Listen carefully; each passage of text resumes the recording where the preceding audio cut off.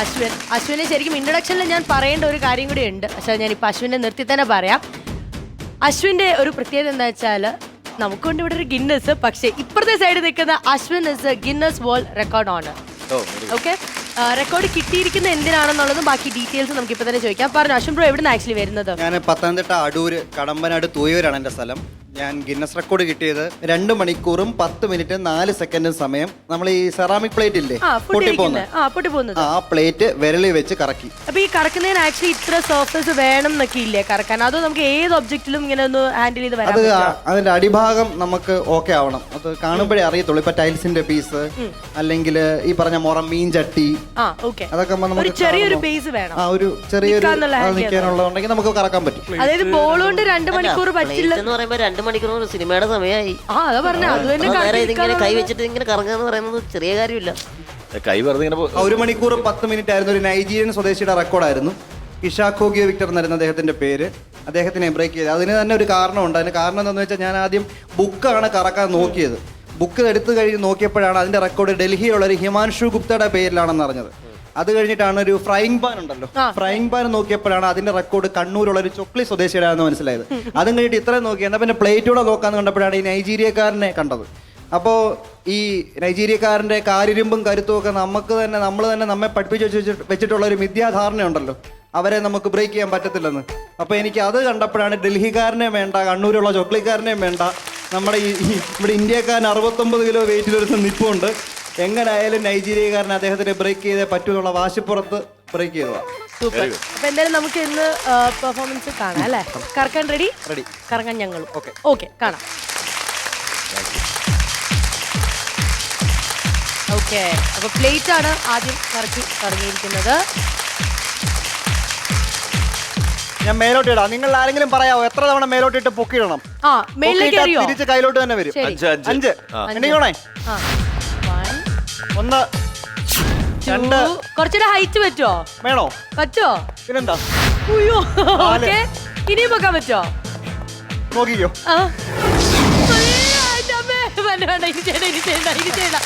എനിക്ക് പേടിയാവുന്നു. Okay, plate ഇനി ഇതിന്റെ മേളിൽ വേറെ സാധനങ്ങൾ വരുമോ? ഇതാണ് സെറാമിക് പ്ലേറ്റ്. ഇത് ഇച്ചിരി വെയിറ്റ് ഉള്ള സാധനം.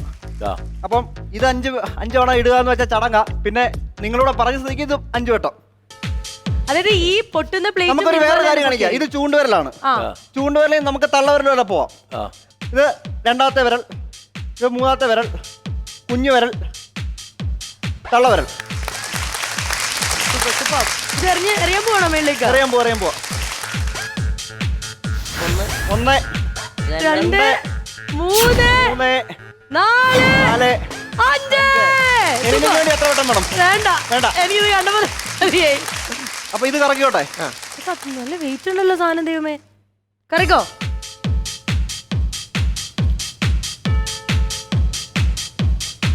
ചേട്ടാ ഒരിടത്ത് നിന്നായിരിക്കോ ചെയ്യാ, അതോ മൂവ് ചെയ്യാനൊക്കെ ചെയ്യണോ? ആണ്. ദൈവമേ, ആട് പോന്നു. പോലെ ചേട്ടാ ഇങ്ങോട്ട്. അതെ, ഇവിടെ കറിക്കോ, ഇവിടെ നോക്കിക്കോ. പോടെ. കൊള്ളാം. ഇതുപോലെ ഡാൻസ് കളിക്കാം, പാട്ട് പാടാം, ഇങ്ങനെ എല്ലാ കാര്യങ്ങളും ചെയ്യാൻ പറ്റുമോ? ഡാൻസ് ഒക്കെ നമുക്ക് ഡാൻസ് അറിയത്തില്ല, അറിയാമെങ്കിൽ ഞാൻ ചെയ്തേനെ. ആണോ? സ്റ്റെപ്പൊക്കെ നമുക്ക് പഠിക്കാം. ചുമ്മാ ഇങ്ങനെ ഒന്ന് ചെയ്താൽ നോക്കാം. സൂപ്പർ. അടുത്തടുത്തോട്ടെ. മുറത്തിന്റെ ഒരു പ്രശ്നം എന്താണെന്ന് വെച്ചാൽ മുറത്തിന് ഒരു ഇടത്തോട്ടൊരു ചായവുണ്ടാവും, വെയിറ്റ് കുറവായതുകൊണ്ട്. അപ്പൊ നമ്മളിത് പിടിച്ച് നിർത്തണമെങ്കിൽ ഒരു ഇച്ചിരി ചടങ്ങാ. ഞാൻ അന്നേരം നോക്കുവാന്നേ. എത്ര വട്ടം പൊക്കണം? അതെ, വിനയൻ ചേട്ടൻ പറഞ്ഞോട്ടെ, എത്ര തവണ ഇങ്ങനെ പൊക്കി? ഞങ്ങളുടെ രക്ഷാധികാരി പറയും എത്ര വട്ടം പൊക്കണം. അത് ഒരു 5 പ്രാവശ്യം ആയിക്കോട്ടെ. 5 പ്രാവശ്യം. 1 2 3 4. സൂപ്പർ. കറക്കോട്ടെ.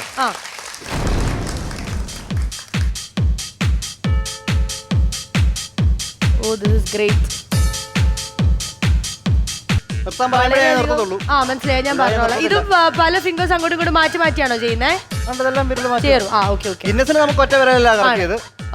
പിന്നെ അപ്പം റൗണ്ട് ആയിട്ടുള്ള ഒരു ഷേപ്പ് തന്നെ വേണമെന്നില്ല, ഏത് ഷേപ്പിൽ കിട്ടിയാലും ഒരു ബേസ് ഉണ്ടെങ്കിൽ ചെയ്യും എന്നാണ് പറഞ്ഞിരിക്കുന്നത്. മതിയേട്ടാ. ഈ കോരി ഉണ്ടല്ലോ, നമ്മൾ ചവിട്ടി കോരുന്നത്, ആ കോരിയൊക്കെ എളുപ്പം. പക്ഷെ അതിന്റെ പ്രശ്നം എന്താണെന്ന് വെച്ചാൽ അതിന് പലയിടത്തും പല ഈ ഡിസൈൻ ഈ കട്ടും കാര്യങ്ങളൊക്കെ വരുമ്പോ അങ്ങോട്ടും ഇങ്ങോട്ടും മാറും അല്ലേ? ഇത് ഊഫ്, എനിക്ക് തന്നെ എടുക്കാൻ പറ്റുന്നില്ല. അതായത് ഈ കൂട്ടത്തിൽ ഏറ്റവും വെയിറ്റ് ഉള്ളതും നമുക്ക് ഒരു കൈ കൊണ്ട് തന്നെ പിടിക്കുമ്പോൾ അത് കുറച്ച് നല്ല ഹെവി ആയിട്ടുള്ളൊരു സംഭവമാണ്. ഇതാണ് ഒരൊറ്റ ഫിംഗറിൽ പുള്ളിക്കാരൻ കറക്കാൻ പോകുന്നത്.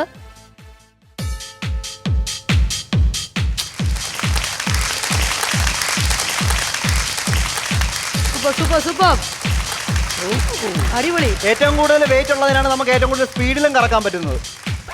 അതാകുമ്പോൾ നമുക്കൊരു പ്രശ്നമില്ല, ഇതിങ്ങനെ പൊക്കോളും. ചേട്ടാ ഒരു മിനിറ്റ് ഒന്ന് നിർത്തിക്കേ, ഒന്നുകൂടെ കറക്കിക്കേ. എന്റെ ഇതിനകത്ത് ഓട്ടയൊന്നും ഇല്ല, എന്റെ കൈക്കും പ്രത്യേകതയൊന്നും ഇല്ല. സംശയത്തോടെ പിടിച്ചു നോക്കിക്കോ അല്ലെങ്കിൽ. അല്ല അത് ഞാൻ ഓൾറെഡി കാണുന്നുണ്ട്, പക്ഷെ ഇനി കറക്കിക്കേ. കൊള്ളാം, സൂപ്പർ. നമുക്ക് ഇനി രണ്ട് കൈയിലും കറക്കാം. രണ്ട് കൈ കൊണ്ട്? രണ്ട് കൈ കൊണ്ട്. അതെന്തൊക്കെയാണ് ഐറ്റംസ്? പ്ലേറ്റ് ആണോ? നമുക്ക് ഇത് രണ്ടുകൂടെ രണ്ട് കയ്യിൽ വെച്ച് ഒരേ സമയം കറക്കാം. ഓക്കെ.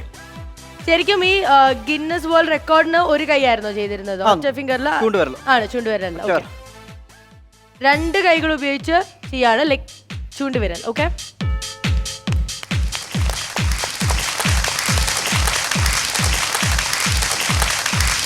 നിർത്താൻ പറയണേ, എന്നാലേ നിർത്തത്തുള്ളൂ. ഞങ്ങൾ പറയാം, ഞങ്ങൾ ആദ്യം ഒന്ന് ഒബ്സർവ് ചെയ്യട്ടെ. 2-3 ഫിംഗേഴ്സ് ആയിട്ടാ പോകുന്നത്. ഇതിലേ ഒരെണ്ണം ഇങ്ങനെ പൊക്കി എറിഞ്ഞൊക്കെ പിടിക്കാനുള്ള അങ്ങനെയൊക്കെ നോക്കിയിട്ടുണ്ടോ? മതി മതി മതി, എനിക്കൊന്നും വേണ്ട. സൂപ്പർ. ഓക്കെ, എങ്ങനെ നിർത്താൻ? ഞാൻ പിടിക്കണ്ടേ? അടിപൊളി അടിപൊളി. അശ്വിൻ ബ്രോ, എന്തോ അടിപൊളിയായിട്ടായിരുന്നു ചെയ്തത്. ഇത് ശരിക്കും എത്ര വർഷം കൊണ്ട് ചെയ്യുന്നതാണ്? ഇത് 11 വയസ്സുള്ളപ്പോ, എനിക്ക് 26 വയസ്സ്. ഇപ്പം ഒരു 15 വർഷമായിട്ട് ചെയ്യുന്നു. ശരി, അപ്പൊ വീട്ടിലാരൊക്കെയാ ഉള്ളത്? അച്ഛനും അമ്മയും ഞാനും. അച്ഛനും അമ്മയും ഞാനും അത്രേ ഉള്ളൂ? അടിപൊളി. അപ്പൊ അച്ഛനും അമ്മയ്ക്ക് എന്നാ പറയുന്നത് ഇങ്ങനെ ഈ ഒരു പെർഫോമൻസ് കണ്ടിട്ട്? അല്ല, അച്ഛനും അമ്മയും ഞാനെന്ന് പറയുമ്പോൾ അമ്മ സ്കൂളിൽ ടീച്ചറാണ്, അച്ഛനും ലോറി ഡ്രൈവറാണ്. അപ്പം അമ്മ സ്കൂളിൽ ടീച്ചറാകുമ്പോൾ അമ്മയ്ക്ക് ഈ ബുക്ക് വെച്ച് കറക്കുന്ന ഒരിക്കലും സഹിക്കാൻ പറ്റത്തില്ല. 8ാം ക്ലാസ്സിൽ പഠിക്കുമ്പം 8ാം ക്ലാസ്സിലെ മലയാളത്തിന്റെ പാഠം മാധവിക്കുട്ടിയുടെ നെയ്പായസം സനൽ സാറ് പഠിപ്പിച്ചുകൊണ്ടിരിക്കുമ്പോൾ ഞാൻ ഏറ്റവും പറയുന്നുണ്ട് കറക്കിയതിനാണ് സാറിനെ ക്ലാസ്സിൽ നിന്ന് ഇറക്കി വിട്ടത്. 2019 ഒരു ജൂൺ ജൂലൈ സമയത്ത് ഗിന്നസ് റെക്കോർഡ് കിട്ടിയപ്പം ആ സാറാണ് എന്നെ അതേ ഹാളിൽ പിടിച്ചിരുത്തി പൊന്നാട എണീക്കാൻ പിടിച്ചിരുത്തിയത്. എനിക്ക് ഗിന്നസ് റെക്കോർഡിനേക്കാൾ ഞാൻ എൻ്റെ ജീവിതത്തിൽ ഏറ്റവും കൂടുതൽ ഇഷ്ടപ്പെട്ട ഒരു നിമിഷമായിരുന്നു. Super super. അപ്പൊ എന്തായാലും നമുക്ക് മാസ്റ്റേഴ്സിനോട് തന്നെ ബാക്കി കാര്യങ്ങൾ ചോദിക്കാം.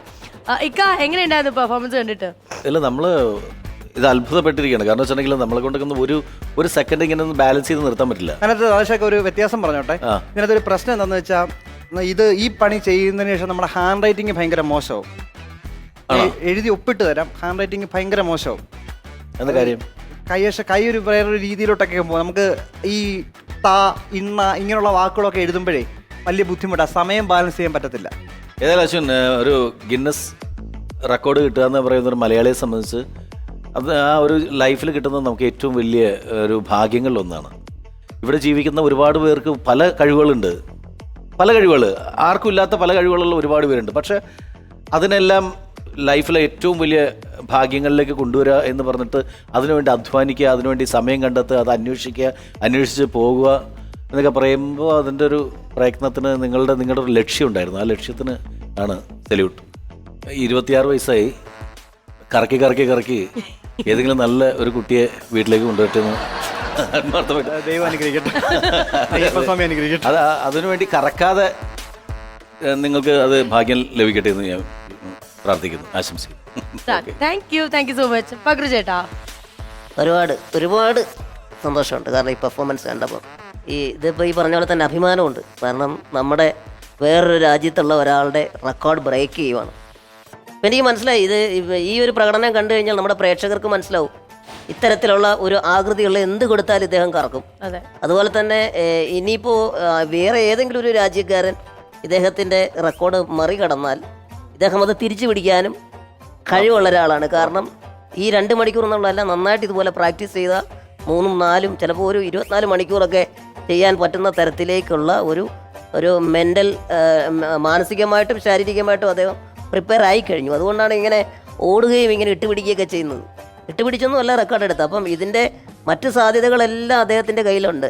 അപ്പോൾ അതുകൊണ്ട് തന്നെ അത്തരത്തിലുള്ള ഒരു പ്രതിഭയെ കാണാൻ പറ്റി, പരിചയപ്പെടാൻ പറ്റി.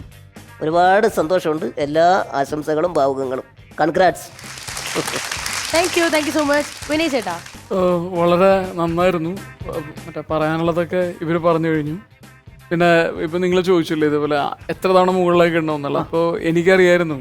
കാര്യം നമുക്കെപ്പോഴും ഒരാൾ ഒരു പ്രവൃത്തി അല്ലെങ്കിൽ ഒരു സാധനം ചെയ്യേണ്ട കാണുമ്പോൾ മനസ്സിലാവും പുള്ളിക്ക് എന്ത് മാസ്റ്റർ ചെയ്യണമെന്നുള്ളതിൽ, അല്ലെങ്കിൽ എത്ര ഈസി ആയിട്ടാണ് ചെയ്യണമെന്നുള്ളത്. ഇപ്പോൾ പുള്ളിനോട് 5 എന്നുള്ള 10, 15, 20, 25 പറഞ്ഞ് അതൊരു കാര്യമുണ്ട്. ഈ നാഷണൽ സർവീസ് സ്കീമിന്റെ ക്യാമ്പിനൊക്കെ പോകും. ഈ ക്യാമ്പിന് പോകുമ്പോഴത്തെ രസം എന്താണെന്ന് വെച്ചാൽ കൊച്ചു പിള്ളേരായിരിക്കും. ഇത് ഏറ്റവും കൂടുതൽ എൻജോയ് ചെയ്യുന്ന കുഞ്ഞു പിള്ളേരായിരിക്കും. മാക്സിമം ഒരു 5, 6 പഠിക്കുന്ന കുട്ടികൾ. അപ്പം എൻ്റെ കൂടെ എനിക്ക് പരിചയമുള്ള ആരെങ്കിലും ഉണ്ടെങ്കിൽ അവരും അവിടെ കാണും. അപ്പം 2 വട്ടം ബുക്ക് ഇടുമ്പോൾ ഇവർ ചോദിക്കും എത്ര വട്ടം ബുക്ക് ഇടാൻ പറ്റുമെന്ന് ചോദിക്കും. അപ്പം ഇവർ കയറി 100 പറയും. 102 വട്ടം എൻ്റെ അടൂര് തന്നെ നാഷണൽ സർവീസ് സ്കീമിന്റെ ക്യാമ്പിന് പിള്ളേർ എന്നെ കൊണ്ട് ബുക്ക് ഇടിച്ചിട്ടുണ്ട്. 102 വട്ടം തുടർച്ചയായി. അല്ല, അങ്ങനെ ഇടുമ്പോൾ ചിലപ്പോൾ അത് റെക്കോർഡാവും. ഇനി അങ്ങനെ ചെയ്തിട്ടുണ്ടാവില്ല ആരും ചിലപ്പോൾ. അങ്ങനെ ഒരു സാധ്യതയുണ്ട്. അപ്പോൾ അതിന് ഇനി ശ്രമിക്കാൻ പറ്റും അല്ലേ? അതെ, തീർച്ചയായിട്ടും. വിനയ് ചേട്ടനാണെങ്കിലോ, ഹാവ് യു എവർ ട്രൈഡ് ഇങ്ങനെ ഒരു സംഭവം? അല്ലെങ്കിൽ ഇല്ല, ഞാൻ ചൂരലൊക്കെ ഇങ്ങനെ കറക്കും. ഒരു പെന്നൊക്കെ ചെയ്യാൻ പറ്റുന്ന പോലെ അല്ലേ? പേന കുറച്ചും കൂടി ലെങ്ത് ഉള്ള ചൂരല് അല്ലെങ്കിൽ ഇത്രയുള്ള വടിയൊക്കെ വെറുതെ കയ്യിലിട്ട് ഇങ്ങനെ കറക്കും. ഇതുപോലെ ഒന്നും അല്ല, വെറുതെ തമാശക്ക്. ആണ്. ശരി, അപ്പൊ എന്തായാലും താങ്ക് യു സോ മച്ച്. അപ്പൊ എന്തായാലും bro, wish you all the very best. ഇതുപോലെ തന്നെ ഇനിയും ഒരുപാട് ഒബ്ജക്ട്സിൽ പരീക്ഷണങ്ങൾ നടത്തി ചെയ്യാൻ പറ്റട്ടെ. റെക്കോർഡ് ഇനിയും വേറെ ഏതൊക്കെ റെക്കോർഡ്സ് എടുക്കാൻ പറ്റും ഇതിൽ തന്നെ നോക്കി ചെയ്യാം.